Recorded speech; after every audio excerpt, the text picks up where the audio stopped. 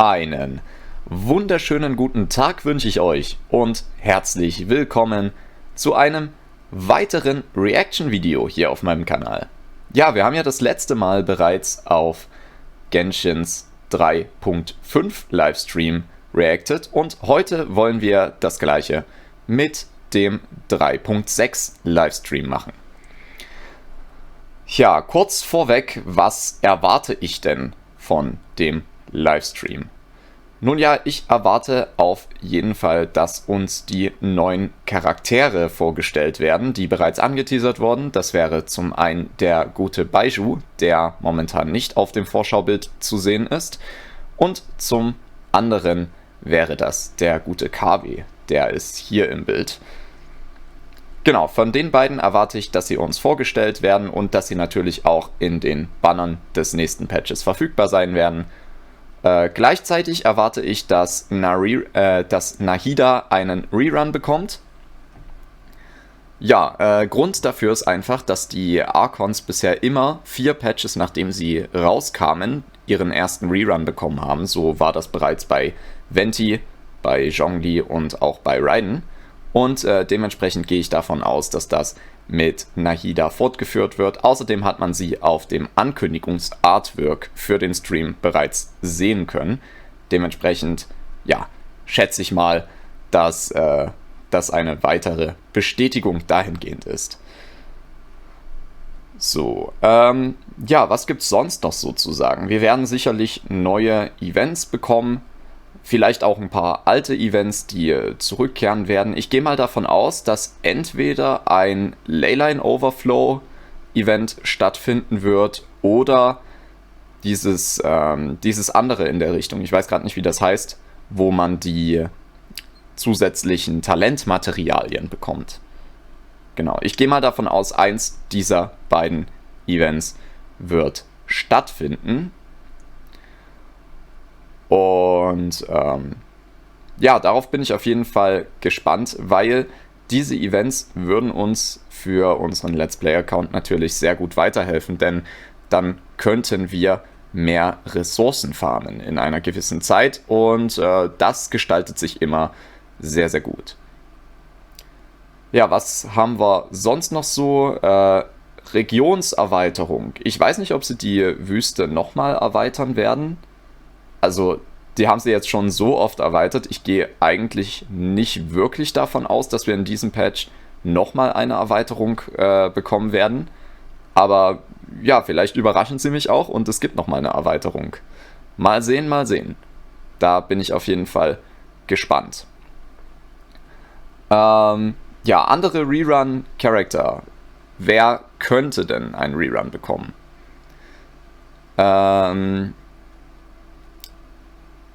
Also ich gehe mal davon aus, dass gegebenenfalls Nilou noch einen bekommen könnte. Denn Nilou und Nahida spielen sich halt sehr, sehr gut zusammen. Daher würde es eigentlich Sinn machen, sie auch zu rerun. Ob es noch einen weiteren Rerun geben wird, weiß ich nicht. Kann ich auch nicht wirklich was dazu sagen. So, dann würde ich sagen, aktualisieren wir mal. Nicht, dass es wie beim letzten Mal ist und wir die ganze Geschichte hier verpassen, wenn es losgeht. Schauen wir mal, sie sind noch offline. Dementsprechend haben wir noch ein bisschen Zeit zu reden. Ja, ich plane ja, wenn alles gut läuft, den 100. Part der Let's Play-Serie. Wer die übrigens noch nicht kennt, dann einfach mal auf meinem Kanal auf die Playlist gehen. Natürlich erst, nachdem ihr das Video fertig angeschaut habt, weil ihr wollt ja die News und die Codes für Genshin haben. Genau, danach einfach mal auf die Playlist gehen und gern das Let's Play anschauen. Was ich aber sagen wollte, ich plane ja Part 100 des Let's Plays als Stream zu machen, wenn ich die paar technischen Schwierigkeiten, die es derzeit noch auftreten, in den Griff bekomme. Und falls das gut funktioniert, dann habe ich nichts dagegen, auch Live-Reacts auf zum Beispiel die nächsten Genshin-Streams zu machen. Das heißt, ich würde dann das Ganze, was ich jetzt mache, auch live mit euch zusammen machen. Wahrscheinlich auf YouTube und nicht auf Twitch. Aber mal schauen. Soweit bin ich noch nicht. So, es ist 59. Ich aktualisiere die Seite nochmal. Und wir schauen mal, ob es schon losgeht. Noch sind sie offline. Sollte jetzt allerdings jeden Moment losgehen. Daher werde ich vermutlich nicht schneiden. Und jetzt ist es 14 Uhr. Es dauert diesmal länger zum Laden. Kann sein, dass sie jetzt online sind.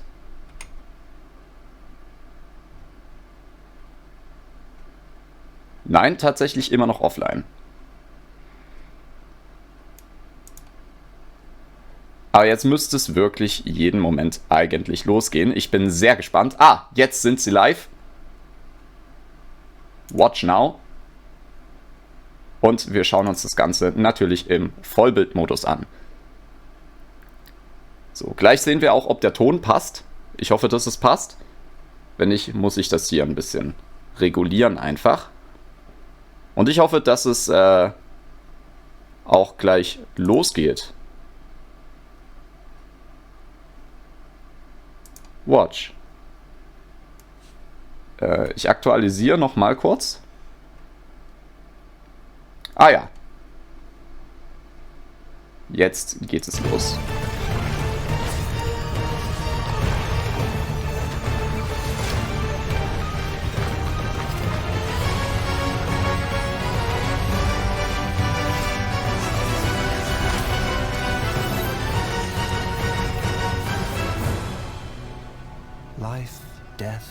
Da haben wir schon mal Baiju.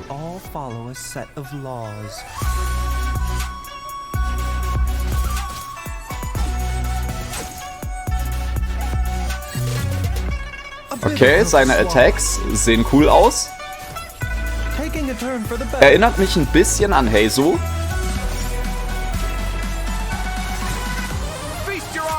Er kann anscheinend auch shielden. KW, was machst du? Oha! Das sind krasse Animations. Der hält sein Schwert nicht mal. Der lässt es einfach mit irgendeiner Macht um sich rumfliegen. Sino? Und Farusan.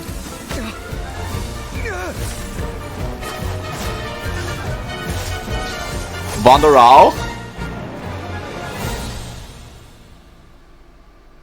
Okay, das war gerade sehr, sehr viel auf einmal. Aber das wird ja alles noch ein bisschen aufgedröselt. Awesome! Hey everyone, I'm Zach Aguilar and welcome to the Genshin Impact version 3.6 special program. Wow, I didn't expect we'd appear right after the trailer this time. I hope you all enjoyed that. Anyway, we've got a jam-packed program today, and we even have more hosts than usual. So, why don't we go around and take a moment to introduce ourselves? Sure thing. Hey everybody, it's so good to see you all again. I'm Kimberly Ann Campbell, the voice of Nahida. I'm so excited to finally be back and share new content with all of you.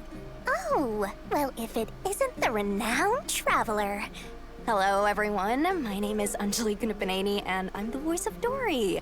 Thank you for always supporting the business of Lord Sangama Bay with your shiny Mora. And I'm Sean Dury, the voice of Baiju from Boo Boo Pharmacy. Are you experiencing any discomfort? And how many days have the symptoms persisted?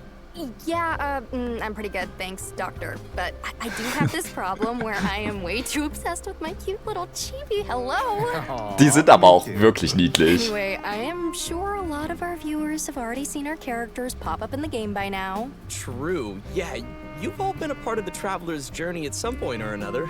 That's right. Wir haben euch noch nicht gesehen, aber das wird auch noch passieren. Yeah, I can't wait. Yeah, me too. You know, I think we're ready to jump into some upcoming content, like, I don't know, one of our new playable characters in version 3.6. Let me know if I'm saying this right. I think his name is Baiju? Baiju? Is that how you say it? Real subtle, Sean. Nice. I'm sure everyone's waiting to see which event wish the new characters will be appearing in. So, let's get to our first redemption code, and in the meantime, everyone will also be able to check out some details about the version 3.6 event wishes. Sounds good. Okay, erste Phase. Da haben wir Nahida und Nilou. Wie ich vermutet hatte. Tatsächlich. Unten steht übrigens der Code, falls ihr den einlösen wollt. Wenn ich's... Oh ja, ich bin vor dem Code. Einen Moment. Jetzt seht ihr den Code auch. Ja. Und... Oh! In der zweiten Hälfte kommt tatsächlich Ganyu. Bisschen unerwartet, aber sie ist ein Liyue-Charakter, genau wie Baizhu, also ergibt auf jeden Fall Sinn, würde ich sagen. Neue Waffe gibt es auch, wahrscheinlich Baizhus Signature Weapon. Werden wir bestimmt auch noch erfahren, was die so kann. Genau, was ich aber zu den Codes sagen wollte, wenn ich es nicht vergesse, dann packe ich sie euch wieder unten in die Beschreibung vom Video. Ansonsten könnt ihr sie natürlich auch abtippen. Und jetzt bin ich wieder still.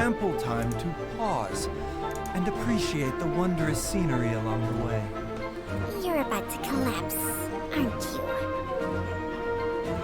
The doctor will see you now. Oh, das ist Shang Sheng, seine Schlange, die man da hört. Taking a turn for the better.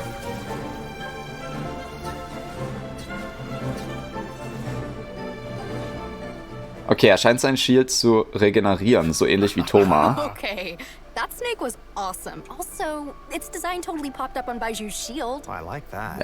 Well, Ich glaube, ich I'm mach mich mal afraid of aus. snakes, but Chung Chung sounds so cute. Yeah, me too. And also, random thought, but isn't Baizhu the first male character with glasses? Oh, wow. I think you're right. Yeah, I think you're right. Personally, I love his voice. Think it's amazing.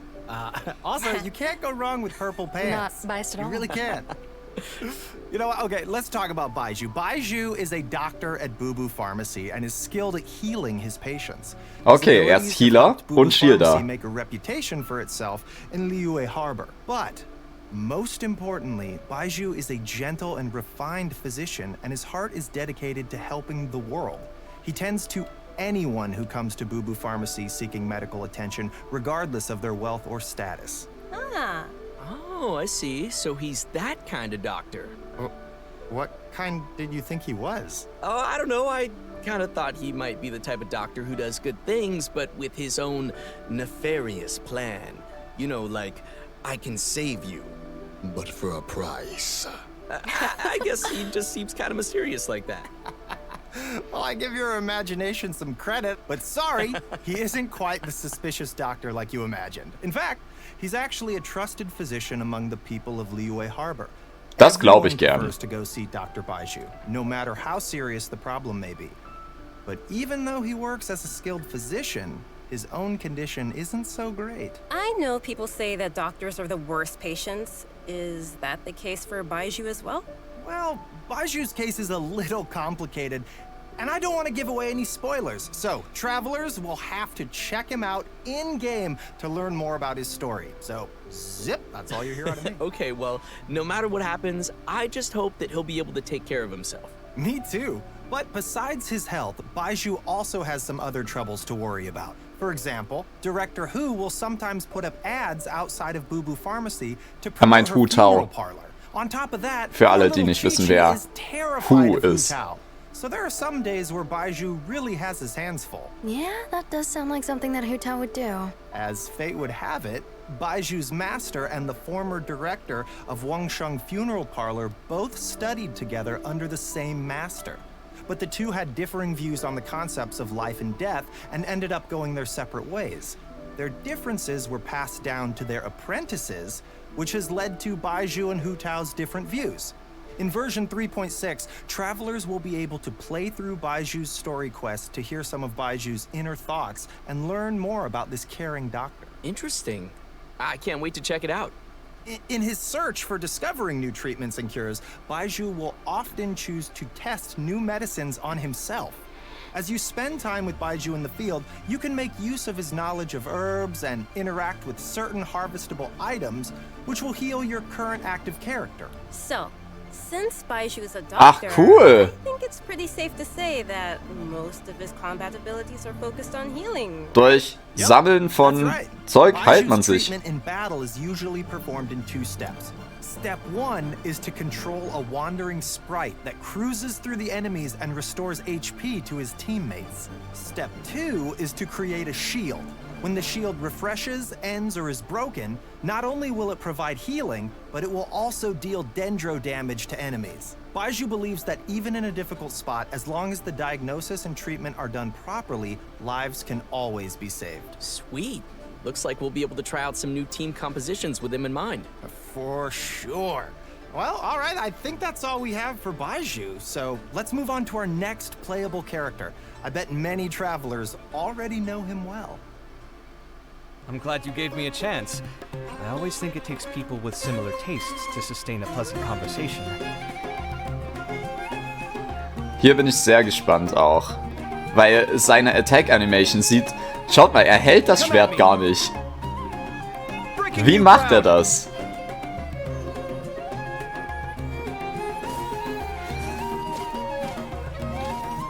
Okay, Dendro Infusion, wie es aussieht. Sehr cool. Cool. Nice. Okay. Did you see him make dendro cores explode on command? That'll be useful for me. Yeah, that was crazy. And the toolbox, he has some cool accessories. I am jealous. Oh yeah, I'm loving those animations. Super cool. Ja, bin ich auch dabei. So, since Kaveh has some connections with Dory, I'll introduce him. Kaveh is an architect and has this keen sense for beauty and the arts that he's developed ever since he was a child. Not to brag or anything, but his magnum opus is the Palace of Alcazarsaray, which is crazy coincidence where Dory lives. And his designs not only provide the required functionality, but also greatly incorporate his own artistic taste, making them feel unique and noteworthy.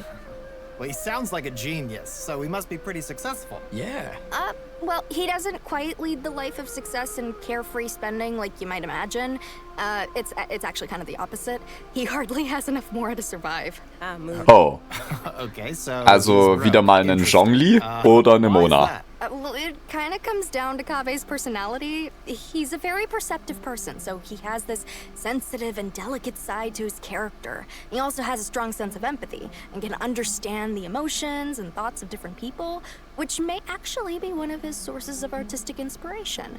For example, when someone is trying to sell something to Kaveh, all they have to do is make up some story about how the proceeds go to helping poor children, and he'll practically hand over his Mora. Like all of it. Wow, what a nice but gullible guy. Yeah. And on top of that, he doesn't limit himself with the cost of construction. And take the Palace of Alcazarsaray as an example. Okay, der zweite Punkt spricht für Zhongli. Architect like him, who doesn't care about the costs, could ever build something as amazing as that. So you gotta respect him for that. Yeah. But it's probably these kinds of situations that have made him become roommates with Alhaitham. But aren't Alhaitham and Kaveh polar opposites? We see them bicker all the time. About what? Well, Kaveh thinks that Alhaitham lacks feelings for others and always disagrees with his point of view. But like Anjali just said, Kaveh can understand how many people feel, but understanding doesn't always mean agreement. Right. Yeah, I think we're starting to understand Kaveh's character a little better now. So next we can move on to some of his talents. Yep. Yeah, for sure. As an architect, Kaveh can help everyone save some materials when creating furnishings. And his Okay, abilities nice to have, may come aber... handy during battle. As a unique and creative designer, Kaveh must always bring tools with him. His toolbox, named Marak, not only provides Kaveh with tools, but also has many interesting uses. For example, Marak's mapping ability allows him to scan the battlefield, causing all dendro cores within a certain AoE to burst immediately. Nice. In addition to that, when Marak completely releases its energy, it converts Kaveh's attack damage to dendro damage, and increases Kaveh's combat capabilities.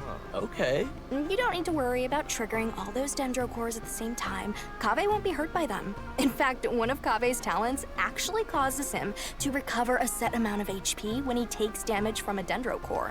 Oh, It's always good to have a reliable partner like that. Changshang always gives Baiju a lot of das help ist too, krass. Exactly. But Marak is pretty remarkable. It can even wield a sword for Kaveh. Sprich, wenn man ihn mit 2 Hydro und Yao Yao pairt, dann braucht man keinen anderen Healer für ihn, weil er ist on-field DPS, wie ich How das should I say sehe. this? I think his character has more depth than we Er hat auf expected. jeden Fall Potenzial. Well, he is is a distinguished architect from the Nation of Wisdom, so Ich bin gespannt, wie viel Schaden er dann in-game machen wird. Kaveh will be appearing in the main event for version 3.6, so maybe we'll give some details about that next. Oh, okay. Main Event. Schauen wir Our mal. main event for version 3.6 is the Da haben wir Academia Extravaganza. In addition unseren to the Free variety of Character, celebrations, the Faruzan. event also serves as a chance for the 6 Darshans to compete. The Extravaganza consists of 2 main parts, the Wisdom Gala and the Inter-Darshan Championship. In the Wisdom Gala, the 6 Darshans have prepared 6 corresponding activities to show off the style of each respective school. As for the Inter-Darshan Championship, each of the Darshans will be selecting a single member to represent their school in a large competition. Great. Wer ist der So Letzte? maybe we can talk about some gameplay that travelers can expect to see. It sounds like we'll be getting a total of 6 different game modes this time.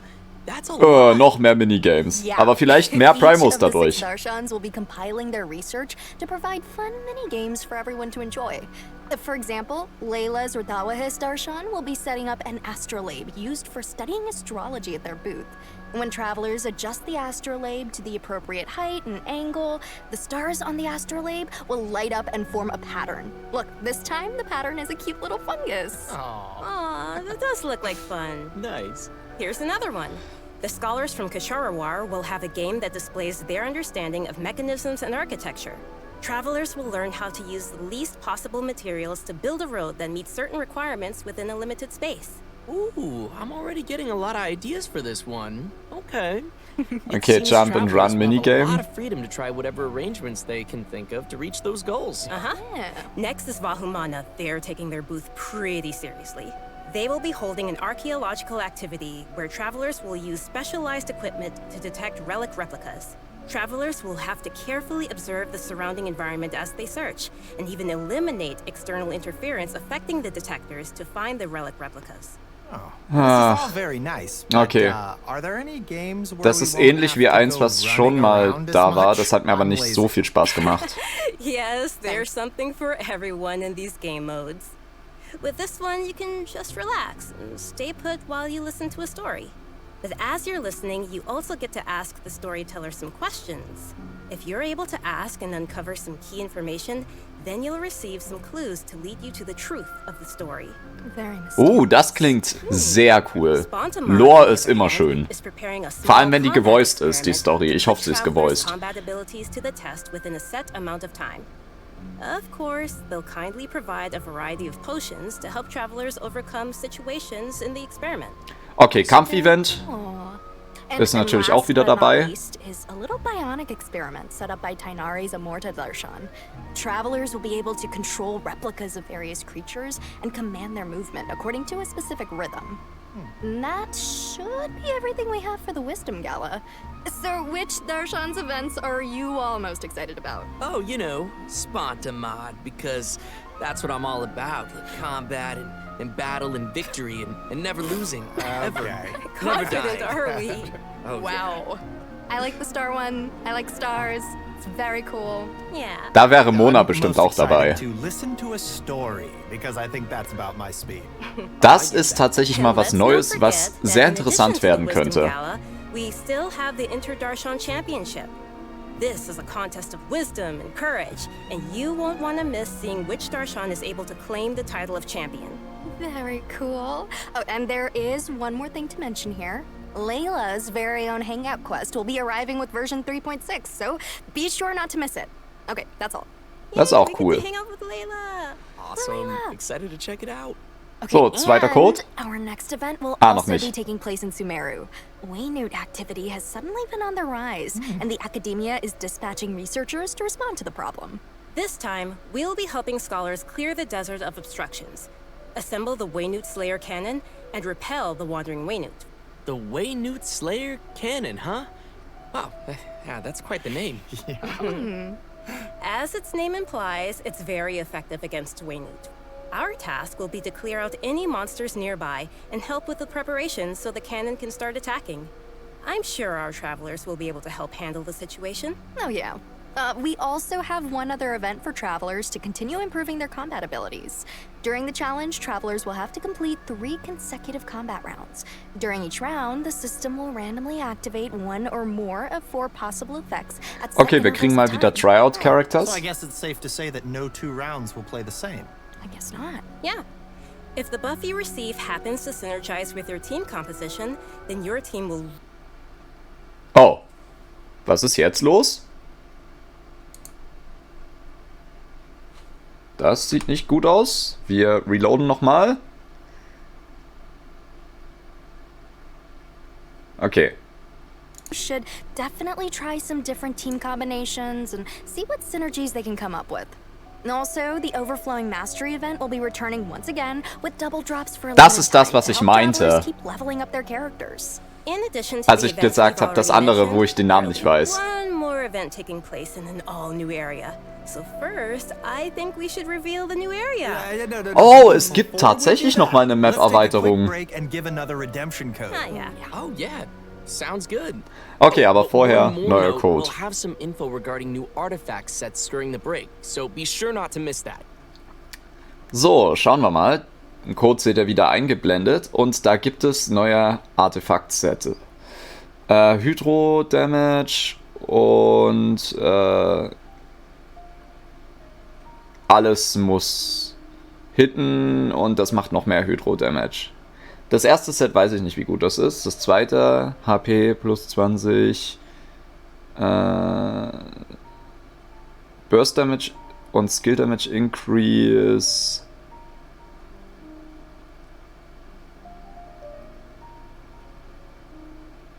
Und nachdem man Schaden nimmt, 80% mehr Schadensbonus, 5 Stacks.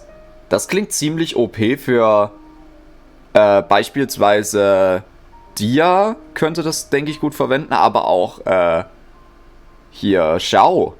Welcome back, everyone. Yeah, we are back and ready to show an all-new area being added to the game. That's right, and I hope you're all as excited as we are. This area is located deep in the desert, in the northwest of the desert of Hadramaveth.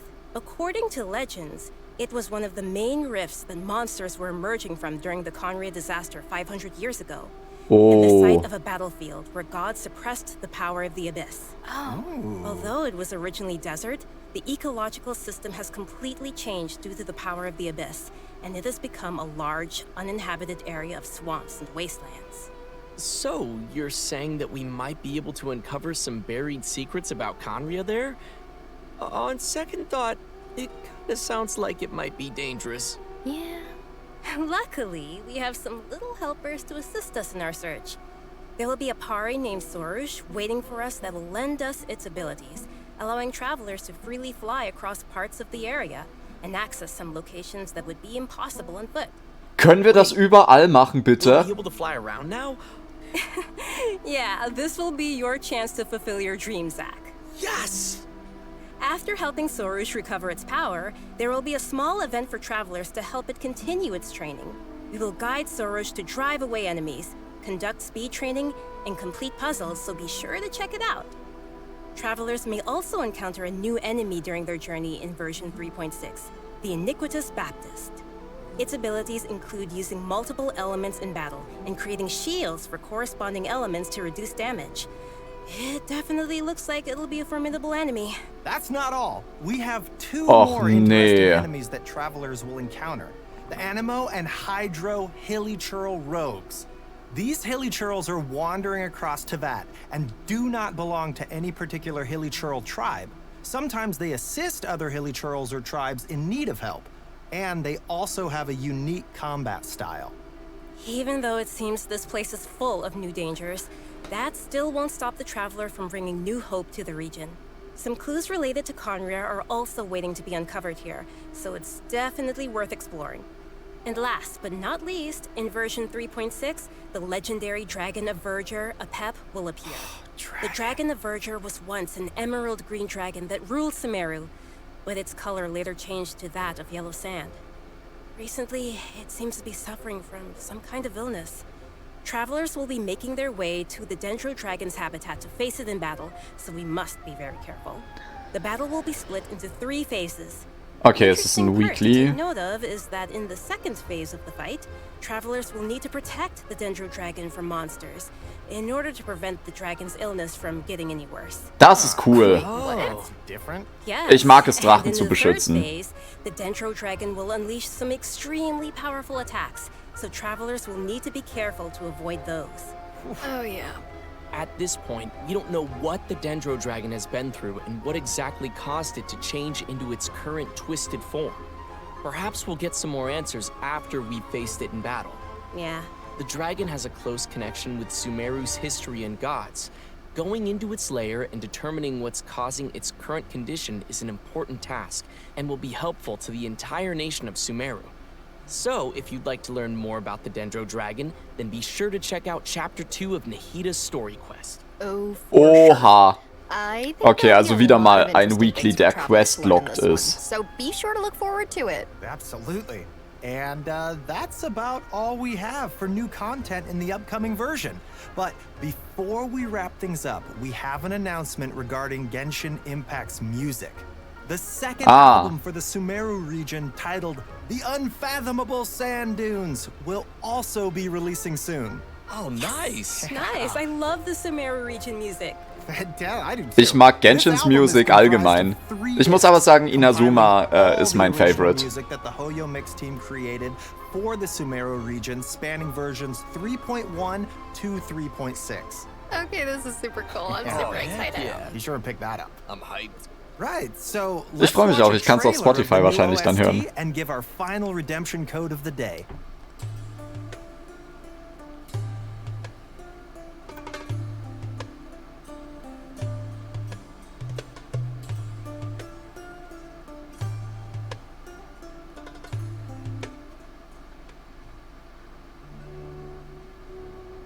So, und da haben wir den letzten Code. Ja, ich muss sagen, eigentlich ganz nett der Trailer. Beziehungsweise der Stream. Gibt viele neue Sachen. Ich hoffe, dass das mit dem Fliegen, was die gezeigt haben, mit diesem einen Pad, was man bekommt, nicht nur in der spezifischen Region möglich ist, sondern dass man das auch woanders verwenden kann. Ich hasse Klettern. Ich hasse Klettern. Bitte, lasst mich einfach das Pad auswählen und dann da hochfliegen. Viel angenehmer. Das würde auch einiges erleichtern, wenn es darum geht, die Oculi zu sammeln und so weiter. Ich gehe davon aus, die werden das nur in dieser einen Region ermöglichen, dass man fliegen kann. Schade. Aber schauen wir mal, was noch zu sagen gibt. It's gonna be a lot to enjoy in the new version. I know, right? Yeah. You know what? I'm looking forward to spending more time with Nahida in her new story quest chapter and confronting the new Dendro Dragon. Yeah, that's gonna be crazy. I'm super happy to have gotten to come on this special program today. It was my first time. This is so cool. And also that trailer was so cool. Definitely. It was. I think it's really cool that people will get to discover more about Baiju and that there's more to him than just the man who works at the Boo Boo Pharmacy. It's got layers. True that. I'm looking forward to the new area, new playables, and of course, the Academia Extravaganza looked super, super fun to me. Yeah, for sure. But yeah, this is the end of the special program. It's been so great hanging with you guys. Yeah, definitely. Thank you for having me again. Of course, this is the end. I'll see you guys all in game. Goodbye. Bye-bye.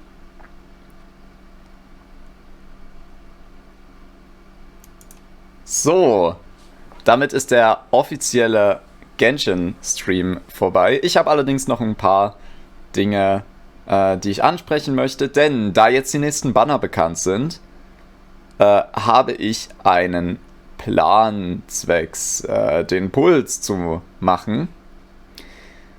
Und zwar plane ich für unser Let's Play, mal schauen, ob sich an der Planung noch was ändert, da kann natürlich viel passieren, aber Stand jetzt ist mein Plan, wir werden auf Nahida pullen. Wir sind ja quasi bei der Pity. Also innerhalb der nächsten 2 Temples spätestens müssten wir einen 5-Star garantiert bekommen. Dementsprechend werden wir uns wahrscheinlich damit einfach Nahida holen, weil ich habe Nahida auf meinem Main-Account und sie ist einfach, ja, OP. Man kann es anders nicht sagen, sie ist krass OP. Dementsprechend werde ich sie mir hier auch holen. Und ich hatte ja schon mal angemerkt, dass ich mir eigentlich Characters, die ich auf meinem Main-Account habe, nicht zwingend hier holen würde.